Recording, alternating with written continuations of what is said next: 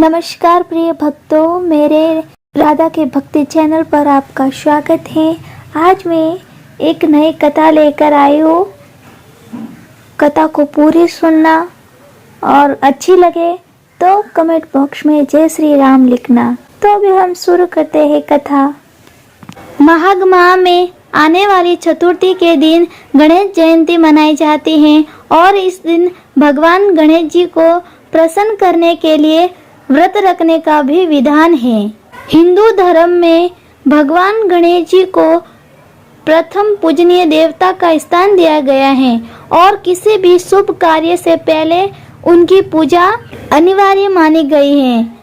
भगवान गणेश से जुड़ा व्रत बहुत ही खास माना जाता है। माघ माह के शुक्ल पक्ष की चतुर्थी तिथि को धर्म ग्रंथों में काफी महत्वपूर्ण बताया गया है, क्योंकि इस दिन भगवान गणेश जी का जन्म हुआ था। इसे माघी गणेश जयंती, माघी गणेश चतुर्थी या तिलकुट चतुर्थी भी कहा जाता है। इस दिन भक्त गणेश जी का व्रत रखते हैं और विधि विधान से गणेश जी की पूजा करते हैं। पौराणिक कथा के अनुसार एक दिन भगवान भोलेनाथ स्नान करने के लिए कैलाश पर्वत से भोगवती गए। महादेव के प्रस्थान करने के बाद मां पार्वती ने स्नान प्रारंभ किया और घर में स्नान करते हुए अपने मैल से एक पुतला बनाया।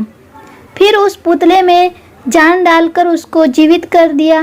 मां पार्वती ने पुतले में जान डालने के बाद उसका नाम गणेश रखा। पार्वती जी जब स्नान के लिए जाने लगी तो उन्होंने बालक गणेश को मुख्य द्वार पर पहरा देने के लिए कहा। साथ ही आज्ञा दी कि जब तक मैं स्नान करके न आ जाऊं, किसी को भी अंदर नहीं आने देना। बालक गणेश मां पार्वती की आज्ञा अनुसार द्वार पर पहरेदारी करने लगे। तभी भगवान शिव भोगवती में स्नान करके वापस लौटे तो बालक स्वरूप गणेश ने उनको द्वार पर रोक दिया। भगवान शिव के लाख कोशिश करने के बाद भी गणेश ने उनको अंदर नहीं आने दिया। गणेश द्वारा रोके जाने पर भगवान शिव ने इसे अपना अपमान समझा और बालक गणेश का सर धड़ से अलग कर दिया और घर के अंदर चले गए। शिव जी जब घर के अंदर गए तो वह बहुत क्रोधित अवस्था में थे।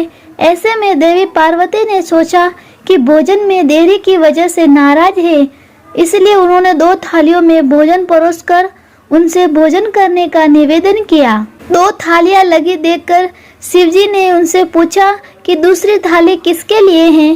तब माता पार्वती ने जवाब दिया कि दूसरी थाली पुत्र गणेश के लिए है, जो द्वार पर पहरा दे रहा है। तब भगवान शिव ने देवी पार्वती से कहा कि उस बालक ने मुझे अंदर आने से रोक दिया था, इसलिए मैंने गुस्से में आकर उसका सिर धड़ से अलग कर दिया। इतना सुन पार्वती जी दुखी हो गई और विलाप करने लगी। उन्होंने भोलेनाथ से पुत्र गणेश का सिर जोड़कर जीवित करने का आग्रह किया।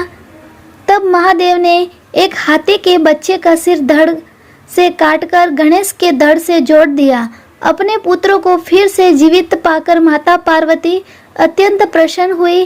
कहा जाता है कि जिस तरह शिव ने श्री गणेश जी को नया जीवन दिया था, उसी तरह भगवान गणेश भी नया जीवन अर्थात आरंभ के देवता माने जाते हैं।